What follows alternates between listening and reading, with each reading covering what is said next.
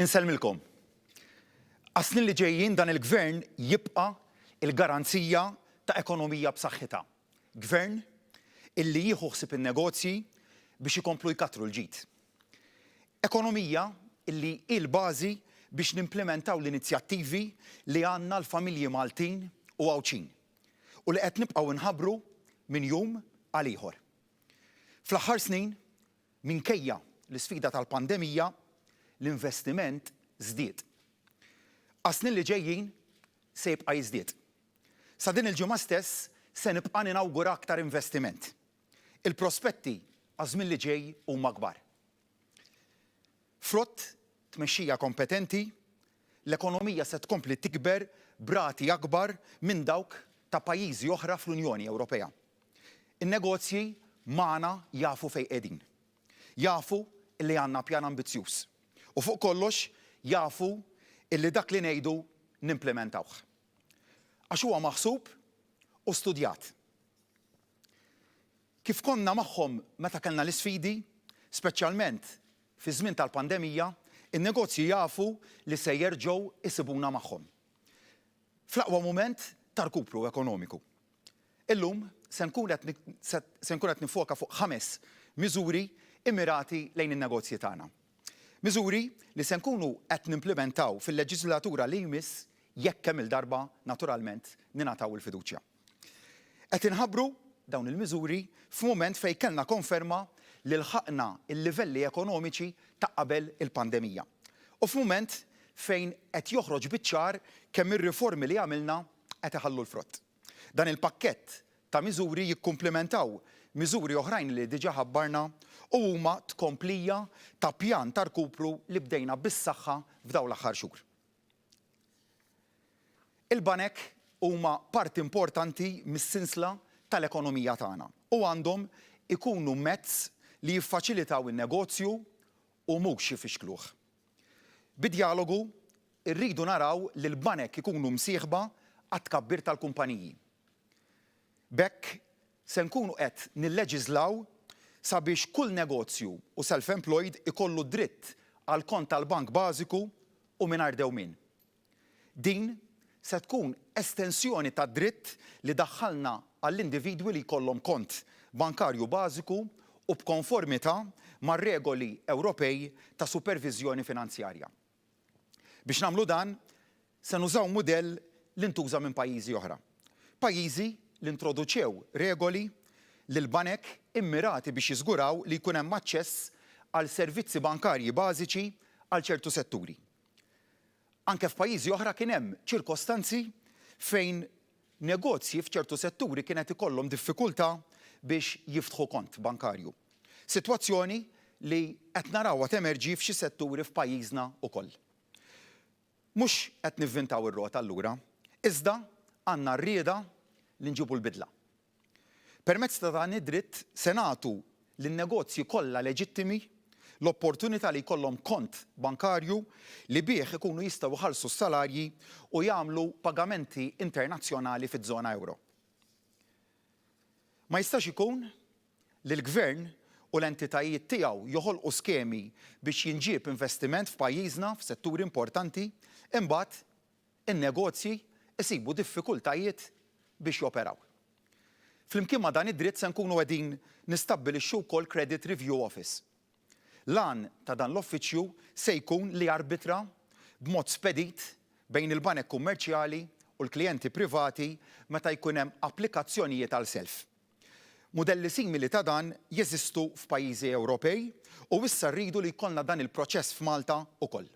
M'hawnx aċċettabbli li business loan idum xhur biex jiġi proċessat. Dan is-servizz ikun jista' jagħmel rakkomandazzjonijiet lil banek kummerċjali f'każ illi jkun hemm ilmenti. Apparti il-banek imbagħad irridu naraw ukoll li niffaċilitaw in-negozju, l'ease of doing business. Qed nipproponu li nagħtu l-aħjar ambjent lin-negozji biex jibdew jikbru u jespandu l-operat tagħhom. Wara diskussjoni ma' diversi operaturi u korpi kostitwiti, inħass il-bżonn li niċċentralizzaw il-proċessi kollha ta' due diligence tal-awtoritajiet u l-entitajiet kollha ġewwa pajjiżna. Naf li din hija sfida oħra li jiffaċċjaw in-negozji f'pajjiżna u se naraw li l-burokrazija żejda li xxekkel l-operat tan-negozji tiġi eliminata. L-anaħħari tagħna hu li nassiguraw li n-negozji tagħna ma jkollhomx għalfejn jissottomettu l-istess dokument lill-aktar minn entità regolatorja waħda, speċjalment fejn jidħol il-proċess ta' due diligence. Nemmen li jekk isir due diligence minn entità, dan għandu jkun validu għal kull entità oħra ġewwa pajjiżna. Jekk tajjeb għal waħda, għandu jkun tajjeb għal kull entità oħra. Għaliex aħna gvern wieħed. Din il-miżura mhux talli se tifranka il-flus u l-ħin lin-negozji imma se tgħinhom jiffukaw biex ittejbu l-operat tagħhom. Hija wkoll miżura li tnaqqas mill-ħela tar-riżorsi tal-gvern. Se nippremjaw l-investiment. L-irkupru mill-pandemija se jirrikjedi investiment qawwi mis-settur privat li jikkumplementa dak li se jkompli jsir mis-settur pubbliku. Għalhekk se nniedu żewġ skemi ġodda ta' investiment. L-ewwel waħda se tkun forma ta' għotja finanzjarja lil dawk il-kumpaniji kollha li jkabbru l-operat tagħhom b'investiment li jikkonsisti f'xiri ta' apparat, tkabbir ta' impjanti u proprjetà intellettwali. B'din l-iskema se nagħtu sa l-ekwivalenti ta' 30% tal-investiment li jsir f'dan it-tip ta' kapital fiss. L-għotja finanzjarja mbagħad tiżdied b'10% oħra jiġifieri tiġi 40% lil dawk in-negozji li dan it-tip ta' investiment jagħmluh fil-Gżira Awċija. Skema oħra mbagħad se tkun immirata lejn dawk in-negozji li jinvestu l-profitti tagħhom fin-negozji. A Profit Reinvestment Scheme. Lil dawn in-negozji se nagħtuhom rifużjoni tat-taxxa sħiħa imħallsa fuq dak il-profit li jiġi reinvestit mill-ġdid fin-negozju tagħhom. Din il-miżura tikkumplementa dak diġà mħabbar dwar il-corporate tax rate. Jiġifieri it-tnaqqis tal-corporate tax rate minn 35% għal 25% fuq l-ewwel 250,000 ta' profit li jiġi reġistrat ta' kull sena. Dan se jkun japplika għal kulħadd. It-tnaqqis li qed nipproponu aħna mhu marbut b'ebda kundizzjoni.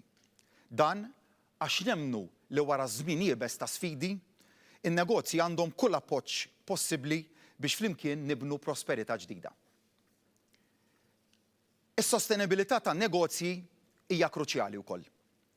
Filwaqt li rridu li n-negozji jkunu sostenibbli, irridu naraw li ma jkunux mobbija b'piżijiet żejda. Dawn il-piżijiet jinħassu aktar f'każijiet ta' SMEs, jiġifieri negozji ta' daqs żgħir u medju. Għalhekk, Gvern ġdid Laburista se jkun qed jgħin lin-negozji billi jkopri l-ħlas ta' energy audit għal kumpaniji micro u żgħar. U maħnis se nieqfu hawn. Permezz tal-Malt Enterprise se naraw li nagħtu għajnuna finanzjarja lil dawk in-negozji biex jimplementaw ir-rakkomandazzjonijiet tal-energy audit li jsiru u dan sabiex ikunu jistgħu jiksbu l-standards internazzjonali li jkunu akkreditati. Lil dawk l-intrapriżi li jimplementaw dawn se nkunu qed imbagħad ngħinuhom b'tax credits.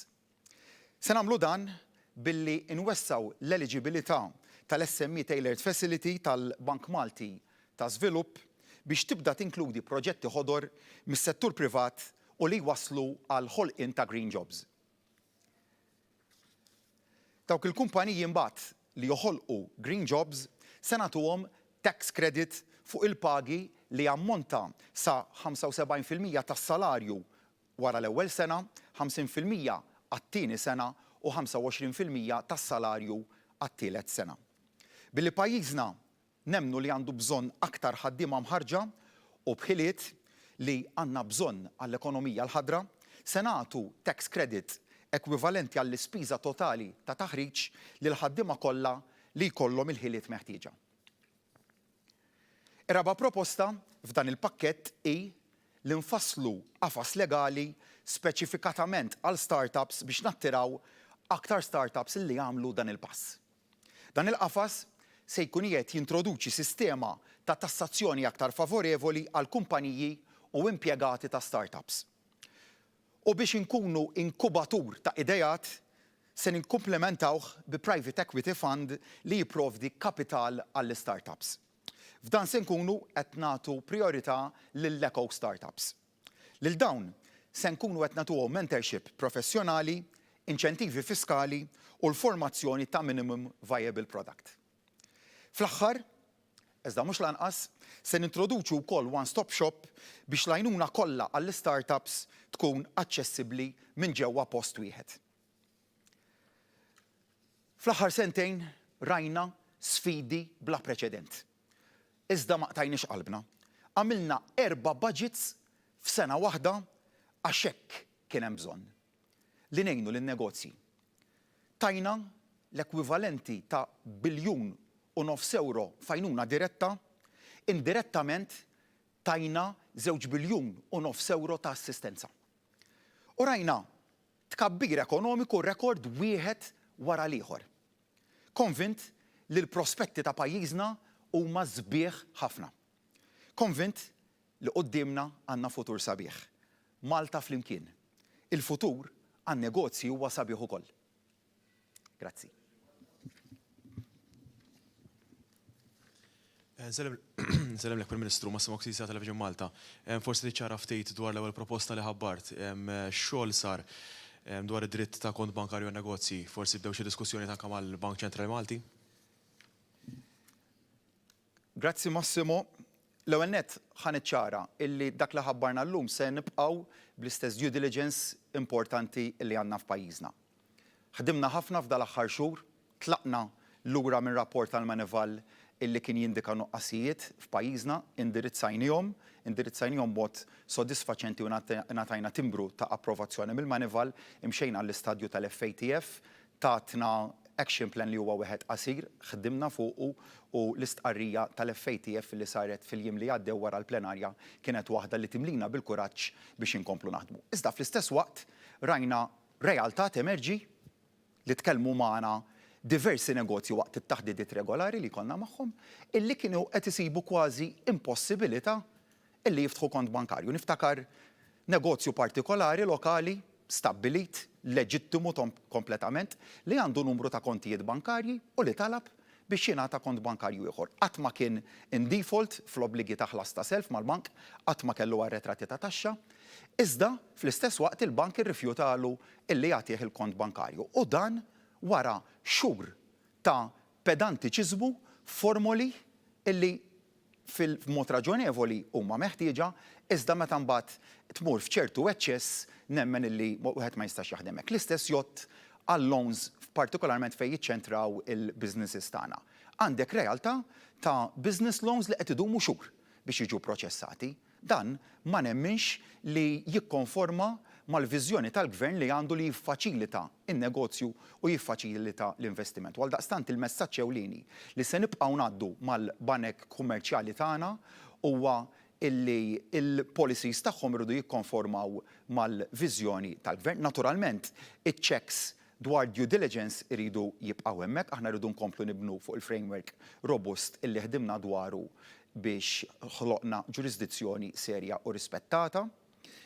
Imma ma nistgħux imorru f'estremitajiet. U għalhekk il-diskussjonijiet mal-banek l-FIU u koll li dejjem tibqa' parti ċentrali fid-diskussjonijiet, imma naturalment imbagħad kulħadd wissa se nkunu qegħdin nilleġislaw f'dak is-sens ukoll businesses leġittimi għandhom ikollhom id-dritt bażiku li jiftħu dan il-kont bankarju, ġifieri hemmhekk se jkun hemm liġi li tagħti dan id-dritt speċifiku u dwar il-kwistjoni tal-loans diġà spjegajt il-żmien huwa kruċjali għaliex parti essenzjali mill-mod kif isir in-negozju hija iċ-ċelerità jiġifieri l-ispeed illi wieħed jipproċessa l-applikazzjonijiet għal self u fejn wieħed ma jasal se jkun hemm dan il-mekkaniżmu il-ġdid ta' arbitraġġ li permezz tiegħu naturalment imbagħad il-partijiet jitpoġġew flimkien il-bank fuq naħa l-entità kummerċjali l-unit privata ġifieri kumpanija kummerċjali li qed tapplika l self fuq naħa l-oħra wieħed jipprova jassal għal ftehim jekk wieħed ma jasalx ftehim imbagħad ikun hemm rakkomandazzjoni formali tal-Credit Review Office. Insellmilkom, Nicole Mela minn Insellimlek Nicole. Għandi tliet mistoqsijiet. L-ewwel net, il-Labor ukoll qed jipproponi dibattitu fuq it-tneħħija tal-homework. X'tip ta' studji jew konsultazzjoni saru fuq din il-proposta, speċjalment wara r-reazzjoni tal-MUT, li qalet il-proposta bħal din bażikament inaċċettabbli. Tieni mistoqsija rigward ir-Russja. Jekk pereżempju Russu li jixtara passaport Malti jispiċċa taħt sanzjonijiet, x'passi tieħu eżatt Malta fuq dak il-każ? Speċifikament, il-passaport tal-IIP jiġi revokat u l-assi tiegħu pereżempju proprjetà yachts jew ajruplani wkoll miżmuma minn kumpaniji. Dawk jiġu blukkati wkoll. U tliet mistoqsija. Mill-ġimgħa li għaddiet għad ma kienx hemm kjarifika min-naħa tiegħek fuq is-servizz li tajt il-Christian Borch bħala middleman f'xiri ta' art minn terzi. Tista' tispjega ftit ir-rwol tiegħek f'din it-transazzjoni u għaliex kienet neċessarja meta Borch kienet japplika għal permess fuq art li ma kienx ċada tiegħu? Grazzi. Grazzi. Il-proposta tagħna dwar il-homework kien tibda b'mod ċar ħafna illi jkun hemm diskussjoni nazzjonali. U diskussjoni illi trid twassal għal ftehim mal-stakeholders prinċipali fosthom naturalment l-MUT. Imma ejja nifhmu wkoll illi l-għana aħħari tagħna huwa illi wara ġurnata skolastika it-tfal ma jridux jiġu mobbija b'homework eċċessiv. Irid ikollhom il-ħin għall-mistrieħ u nemmnu wkoll li l-edukazzjoni ekstrakurrikulari, l-attendenza l-attivitajiet ekstrakurrikulari, hija parti integrali mill-proċess formattiv tal-karattru jekk hux qed nitkellmu dwar attivitajiet sportivi, jekk hux qed nitkellmu dwar attivitajiet ta' arti, jekk hux ta' kultura. Dawk huma essenzjali għall proċess formattiv tal-karattru. Mbagħad hemm l-element li rridu nieħdu ħsieb is-saħħa mentali tat-tfal tagħna minn stadju bikri wkoll. U għalhekk il-proposta tagħna hija f'dan il-kuntest jekk naslu għal punt fejn il-homework ma jkunx meħtieġ, nemmnu li dak ikun il-punt ideali, imma m'hemmx dubju li biex naslu għal hemm iridu mhux biss nikkonsultaw, imma wkoll illi niddialogaw u naslu għal qbil ukoll kif spjegajt fil-bidu mal-stakeholders ewlenin f'dan is-settur. Rigward id-domanda tiegħek il-Russja u l-programm ta' ċittadinanza b'investiment, il-programm l-ewwel nett m'iniex infurmat li hemm xi individwi milquta b'sanzjonijiet illi kienu applikanti fis-sens li kellhom l-applikazzjoni tagħhom f'dan il-programm illi ġiet approvata. Il-programm fih innifsu għandu strutturi robusti li permezz tiegħu mhux biss għandek proċess ta' due diligence b'saħħtu ħafna u li jwassal għal numru sostanzjali ta' rejections fl-istadju inizjali tiegħu. Imma mbagħad għandek mekkaniżmu ieħor illi meta ċittadinanza tingħata tista' wkoll tiġi revokata jekk tikkonkorri xi waħda miċ-ċirkostanzi illi semmi l-liġi.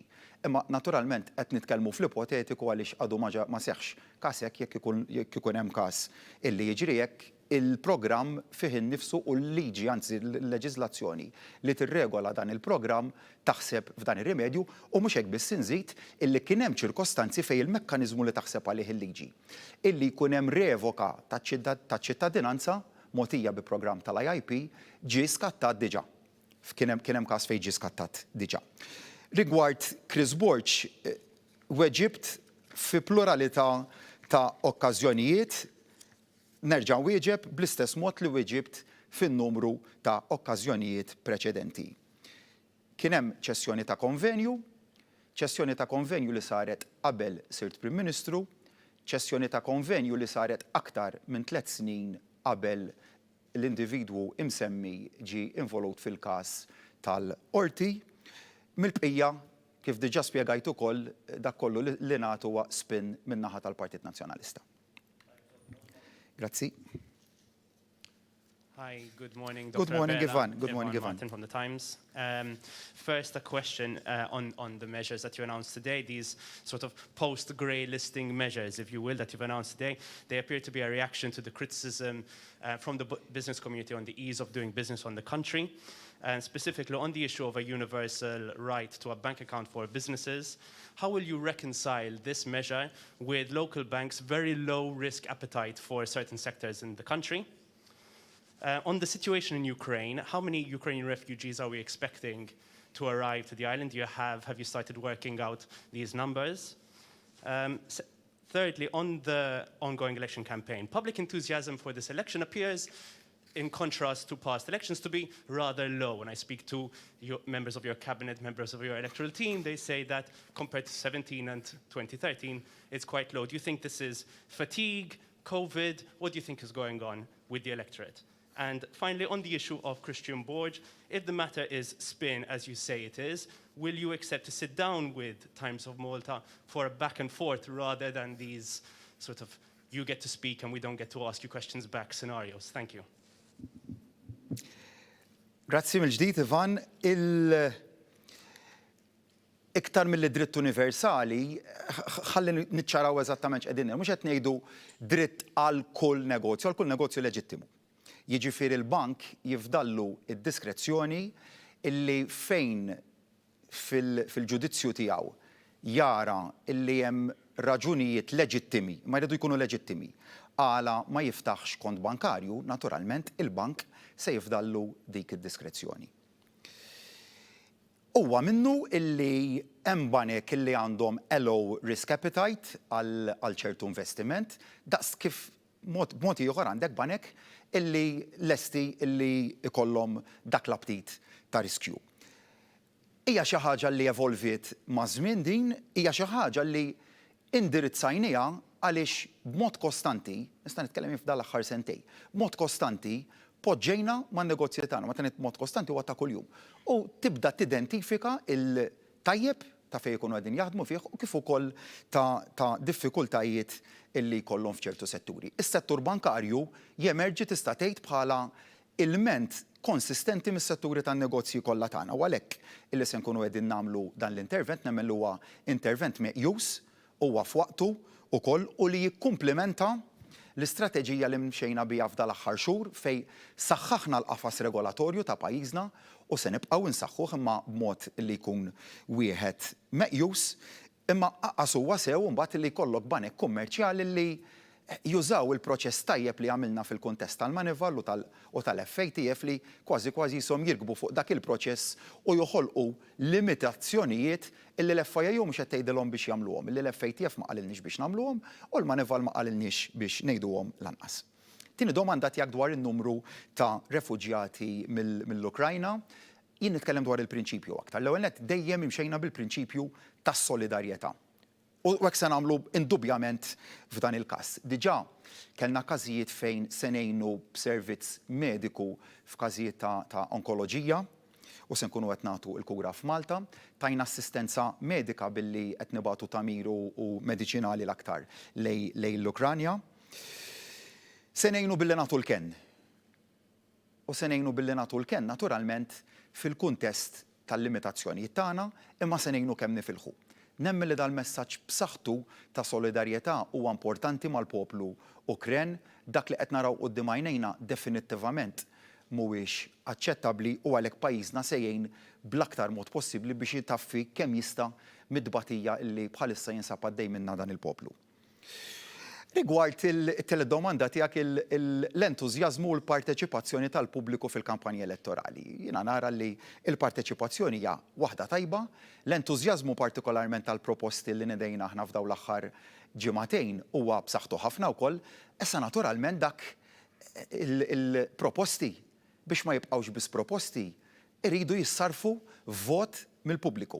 U għalhekk l-appell tagħna biex kulħadd jiġbor il-vot tiegħu u kulħadd fil-jum tas-26 ta' Marzu jagħti id-deċiżjoni fl-aktar mument importanti fil-proċess demokratiku.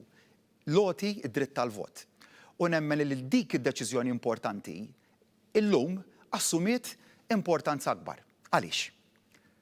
Ħerġin minn pandemija, qegħdin fażi kruċjali tal-irkupru ekonomiku, imma għandna ir-realtà li għadek kif semmejt inti.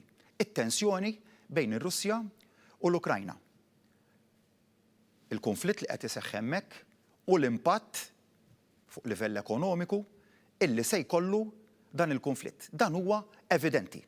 Tkellimna diġà ma' setturi tan-negozji tagħna qed jaraw fost oħrajn il-prezz taż-żejt rajna kif spara l fuq. Is-settur tal-loġistika telgħu il-prezzijiet. U għalhekk l-importanza illi jkollok gvern kompetenti illi imexxi l-finanzi tal-pajjiż u jmexxi s-settur ekonomiku ta' pajjiżna. Kif konna f'dal aħħar sentejn kienu sentejn kbar ta' sfida rajna li proteġejna n-negozji tagħna, l-ħaddiema tagħna lil kull settur tas-soċjetà tagħna. Bl-istess mod, għal kull sfida rridu nibqgħu nipproteġu lin-nies tagħna nemmen li ġejja rebbija b'saħħitha, sajf b'saħħtu ta' xogħol u ta' investiment f'pajjiżna sakemm ikun hemm gvern li jkun jaf x'qiegħed jagħmel u jkollu l-ħila neċessarja biex jibqa' jmexxi fis-saħħa l-ekonomija u l-finanzi ta' dan il-pajjiż. L-aħħar domanda tiegħek, Ivan, f'din l-aħħar ġimgħa weġibtkom għal kull domanda l-erba' darbiet.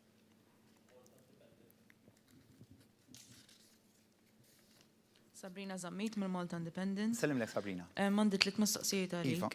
Xi uffiċjali tal-Partit Laburista qalulna li se jqattaw il-vota għaliex m'għandhomx fiduċja fik. X'tgħidilhom lil dawn? It-tieni domanda, inti l-bieraħ inkoraġġejt lin-nies biex joħorġu jivvotaw u dan minkejja li survey wara ieħor juri li l-Partit Laburista se jirbaħ b'maġġoranza kbira. Qed tinkwita li se jkun hemm xi tip ta' protest vote billi n-nies ma jmorrux jivvotaw. U t-tielet domanda hija rigward fejn Bernard Grech qal li ħondoq minn White Rocks it-tnejn mhux se jsir żvilupp fihom, il-Partit Laburista lest jagħti din il-garanzija? Grazzi.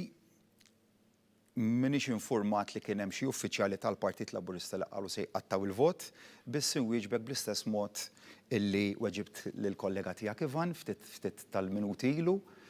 L-importanza li fis-26 ta' Marzu kulħadd jeżerċita dritt tiegħu tal-vot li prem turija fil-proċess demokratiku. Il-nies iridu jiddeterminaw il-futur ta' pajjiżhom u ta' uliedhom.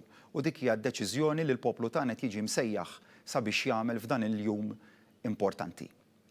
Inutli nitkellmu fuq proposti kemm huma b'saħħithom għat-tisħiħ tal-pensjonijiet, inutli nitkellmu fuq kemm hija robusta il-proposta ta' tnaqqis tal-corporate tax rate, it-twessieħ ta' tax bands għall-individwi, ġifieri kemm se jkunu qed jiffrankaw taxxa l-impjegati f'pajjiżna, inutli nitkellmu fuq il-proġetti ambjentali ta' 700 miljun euro fuq medda ta' 7 snin, fuq il-diversi proposti illi nidejna f'dan l-aħħar jiem, jekk in-nies ma jmorrux u jagħtu il-fiduċja u s-siġil ta' approvazzjoni tagħhom għal dak il-proposti fil-jum ta' 26 ta' Marzu. Inutli wkoll li ngħidu għax jirbaħ il-Partit Laburista u allura nistrieħu fuq il-vot ta' ħadd ieħor. Kull elezzjoni tibda xejn b'xejn ma hemm ebda riżultat illi huwa garantit u jiena nemmen li l-poplu Malti ma jistax jissogra, jirriskja dak it-tajjeb ħafna, dak il-ħafna tajjeb illi ħdimna lih flimkien f'dawn l-aħħar snin. Deħlin ukoll għal momenti ta' sfida li nemmen ukoll li minnhom nistgħu noħolqu opportunità sakemm ikun hemm tmexxija serja ta' ħila u kompetenti li tibqa' tmexxi lil dan il-pajjiż.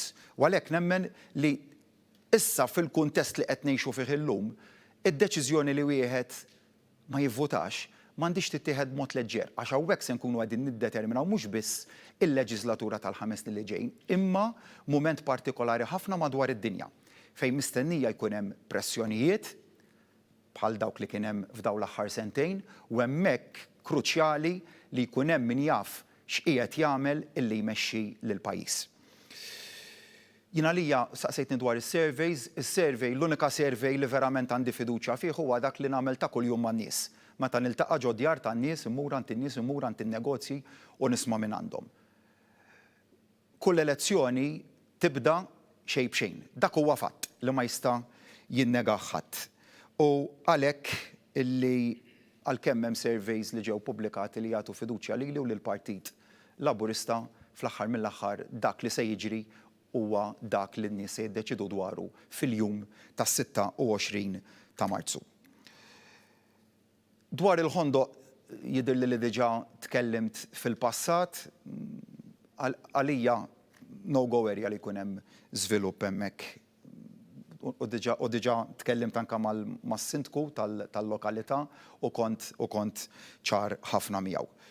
Biss aħna għamilna proġetti ambjentali, qed innidu proġetti ambjentali ta' 700 miljun euro fuq medda ta' 7 snin. Nisma' proposti min-naħa tal-kap tal-Oppożizzjoni dwar l-ODZ illi forsi tismagħhom jidhru li huma sbieħ, ma meta b'mod tanġibli tara kif se jitwettqu li jgħidlek ħanatu 50 tomna fis-sena għal medda ta' snin u nneħħuhom minn żona ta' żvilupp. b'mod tangibbli tara illi ma taħdimx. B'mod partikolari meta qed nitkellmu mbagħad li l-konsulent primarju fuq is-settur tal-kap tal-Oppożizzjoni kien dak li daħħal ODZ da area daqs is-Siġġiewi li kienet ODZ u daħħalha f'żona ta' żvilupp. Jiġifieri x'qed ngħid, dal-gvern ikkommetta ruħu bis-saħħa li se nwessaw l-ispazji pubbliċi ħodor u miftuħa fosthom bil-proġett tal-Urban Green Reclamation. Xi tfisser? Fejn għandna żoni mibnija, il-gvern se jkun qed jakkwista proprjetà partikolari u jikkonvertiha fi spazju aħdar miftuħ. Imma dan qed nagħmluh b'mod l-ewwel li diġà identifikajna numru ta' proġetti oħrajn qatt iridu jiġu identifikati, imma tagħmilhom mod illi jkun studjat u b'mod illi jkun jagħmel sens.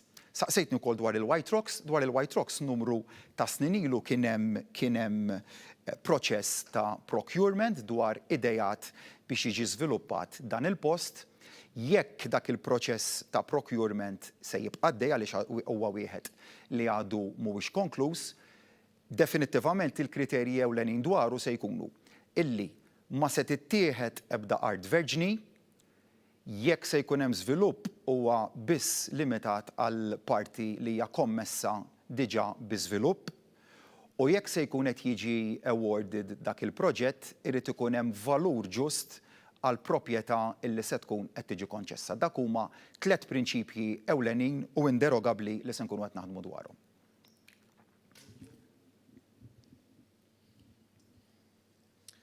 Bonġu, Kevin Muscat. Bonġu, Kevin. Għandi żewġ mistoqsijiet.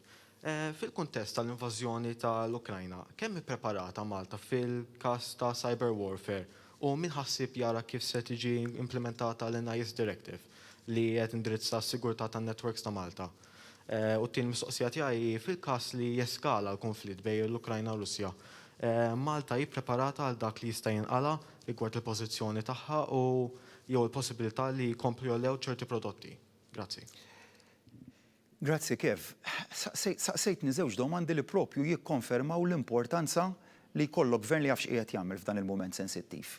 Immaġin għandek sitwazzjoni f'dal mument pandemija li għadha m'għaddiġ kompletament u gwerra li nqalat fl-istess ħin. U gwerra li potenzjalment eskala. Jekk hemm fattur li ma nafux żgur huwa meta se tintemm. L-indikazzjonijiet sfortunatament ma jurux illi huwa bil-wisq viċin. Imma it-tensjonijiet li qed nisimgħu illi jistgħu jiżdiedu mhux biss fuq livell ta' konflitt on the ground, imma ir-reperkussjonijiet ekonomiċi. U għalhekk din l-importanza li fis-26 ta' Marzu il-poplu jrid jiddetermina bejn min konsistentement wera li huwa dilettant fil-management tal-finanzi u tal-ekonomija ta' dan il-pajjiż, it-tmexxija ta' qabel l-2013 turina x'ġara meta l-pajjiż fi kriżi ekonomika ċkejk naħdej dik li hemm illum kellu dilettanti qed imexxu l-ekonomija tiegħu irid jażel bejn kap tal-oppożizzjoni li isib diffikultà biex jasal għal kemm hija 25% ta' 100,000 euro għal-gvern illi wara il-kredenzjali ekonomiċi tiegħu fl-iktar mument diffiċli mit-tieni gwerra dinjija sal-lum. Saqsejtni dwar il-preparamenti tagħna, il-mita l-aġenzija tagħna qed tieħu ħsieb għal kwalunkwe attakk jekk ikun wieħed cyber. Dwar preparamenti oħrajn fuq livell ekonomiku, iva qed insegwu dettaljatament is-sitwazzjoni kif qiegħda tevolvi u x'qegħdin naraw. Qed naraw li l-Ukrajna hija esportatur ewlieni tal-qumugh u ċereali. Mela il-probabilità hija li minħabba nuqqas ta' provvista se jkollok żieda fil-prezzijiet hemmhekk. Dik iż-żieda mbagħad jista' jkollha effett fuq l-inflazzjoni ta' pajjiżna u hemmhekk fejn qed insegwu b'dettall biex nilqgħu sakemm possibbli u rejna kif ilqajna f'dal aħħar snin fuq effett inflazzjonarju. U f'dal aħħar sentejn xu rejna. F'dal aħħar ġimgħat ktara l-prezz internazzjonali tal-enerġija sploda l fuq. Il-prezz taż-żejt li rajnieh jispara l fuq. Il-prezz, dan titkellem ma' negozjant il-ġibal għaddit il-prezz tal-ħadid wara sensiela ta' żidiet jiżdied bi 13% f'ġimgħa waħda. Dawn huma realtajiet li qed jiġru madwar id-dinja. U aħna hekk rajna li ma jkollna ebda żieda fil-kontijiet tad-dawl, ebda żieda fil-kontijiet tal-petrol, ebda żieda fil-kontijiet tad-diesel, ebda żieda fil-kontijiet tal-gass. Żammejna kollox stabbli u fil-każ tal-prezzijiet tal-fuel saħansitra raħħasnihom waqt pandemija. Rigward preparamenti oħrajn, ir-realtà ġeografika hija li pajjiżna huwa il-bot mill-Ukrajna u mir-Russja, imma xorta waħda tinsegwu b'mod attent ħafna mhux biss l-effetti ekonomiċi, ma kwalunkwe effetti oħrajn illi jista' jkun hemm, din hija sitwazzjoni li qed nagħtuha priorità fil-fatt.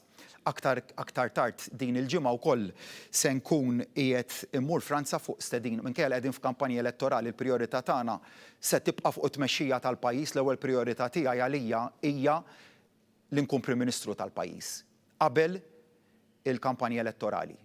U għalhekk aktar tard din il-ġimgħa se nkun qed immur Franza fuq stedina tal-Presidenza Franċiża tal-President Macron sabiex naturalment fuq l-aġenda se jkun hemm dan il-konflitt huwa priorità għall-Unjoni Ewropea kollha, hemm diversi temi importanti xi jiġu diskussi u għalhekk definittivament aħna bħala pajjiż se nkun se mmur jiena personalment u se nkunu qed nipparteċipaw f'dan is-summit importanti.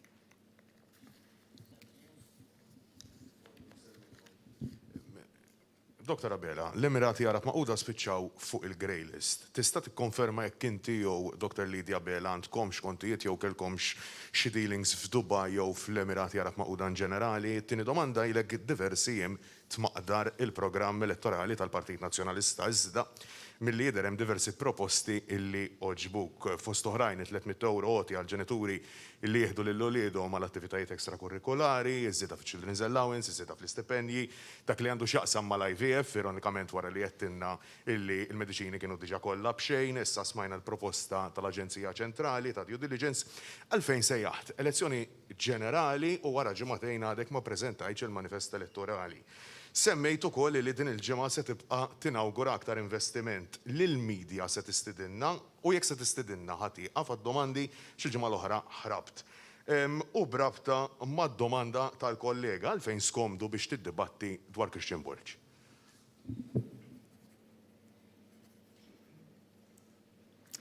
Grazzi, le, diġà Eġibt m'għandi la jien u lanqas marti ebda kont bankarju esteru. Kontijiet bankarji tagħna huma lokali u dejjem hekk kienu. Saqsejtni dwar il-manifest elettorali. Manifest elettorali tagħna huwa il-proposti li qed inħabbru ma' kuljum sa mill-ewwel sigħa tal-ftuħ tal-kampanja elettorali. Huma l-proposti li se jagħmlu differenza enormi fil-kwalità tal-ħajja tan-nies. Insemmi żieda lill-pensjonanti, iż-żieda fl-istipendji, 700 miljun euro fi proġetti, it-twessiħ tat-tax bands għall-individwi, it-tnaqqis tal-corporate tax rate. Il-corporate tax rate mhux biss hija l-ewwel darba li se naqsuha f'pajjiżna ma ħannaqsuha b'10%. Jiġifieri 10% fuq 35%. Jiġifieri qed nitkellmu tnaqqis massiv fir-rata ta' tassazzjoni għaliex għax irridu illi n-negozji tagħna iħallsu pagi aħjar lil ħaddiema tagħhom li jinvestu iktar fin-negozji tagħhom. Insemmi l-garanzija tfal li tiżdied mal-garanzija żgħażagħ. Ħsibna fil-low income families, ħsibna wkoll imma f'dawk iż-żgħażagħ li rridu ninċentivawhom u l-familji tagħhom biex jibqgħu jistudjaw lil hemm mill-età obbligatorja. Jiġifieri da semmejtlek ftit mill-kwantità ta' miżuri li nidejna s'issa u li naturalment jiffurmaw parti mbagħad minn dak l-elf proposta illi jinsabu fil-manifest elettorali tagħna.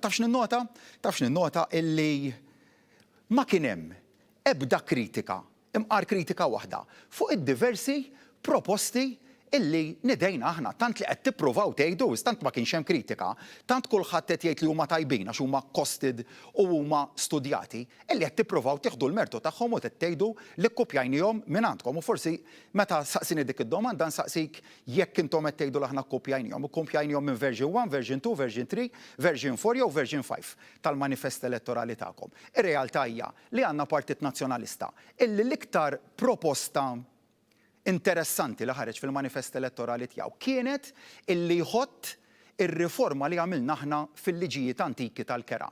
Tajna protezzjoni lill-inkwilini u lis-sidien.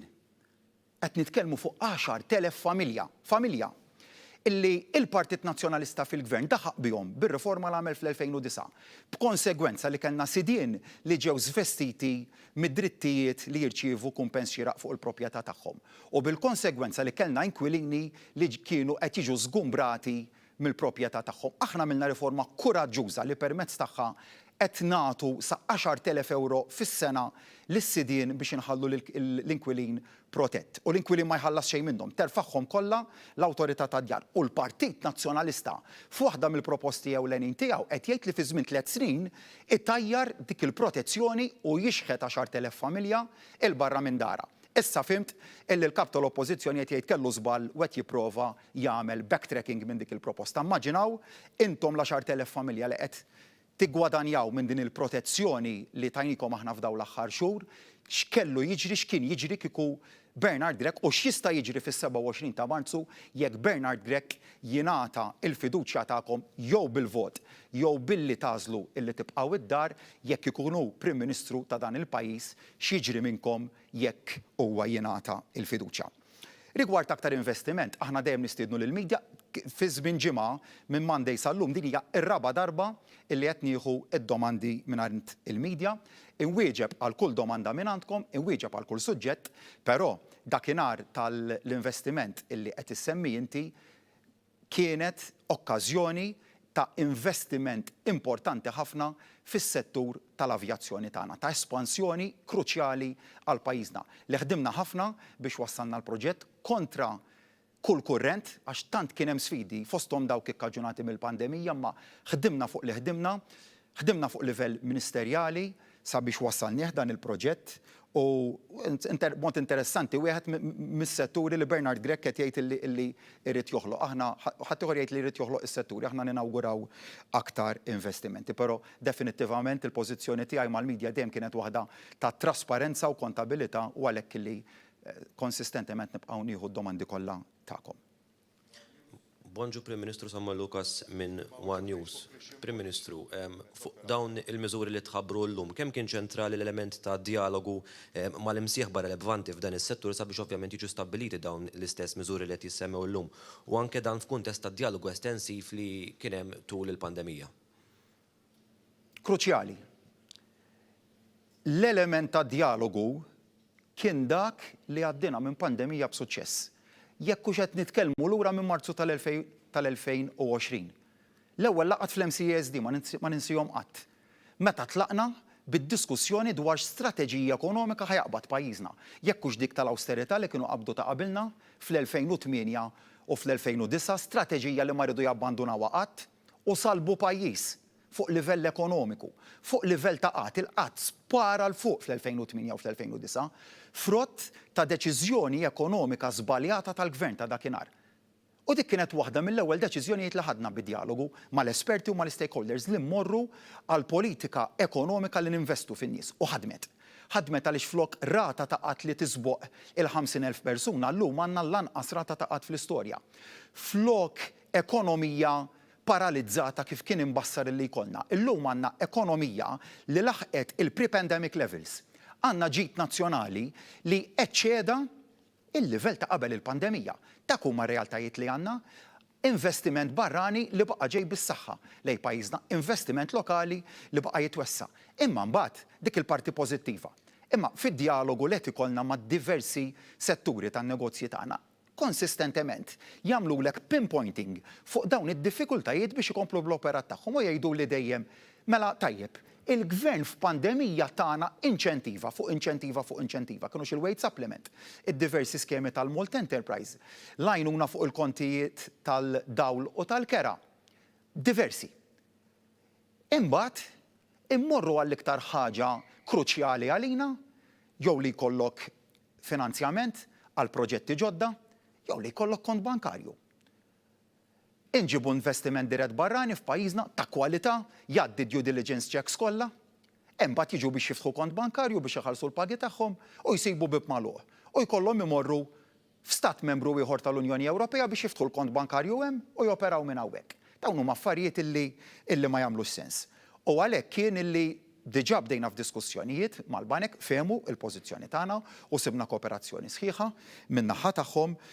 Spjegajna wkoll li l-priorità tibqa' fuq id-due diligence u li ma jkunx hemm businesses li għandhom operat illeġittimu li għaddu mill-sistema li se nkunu qegħdin noħolqu, imma fejn għandek business leġittimu, investiment ġenwin, naturalment il-banek iridu jikkoperaw mal-viżjoni tal-gvern li nkomplu insaħħu n-negozji tagħna u mal-istrateġija ta' ease of doing business.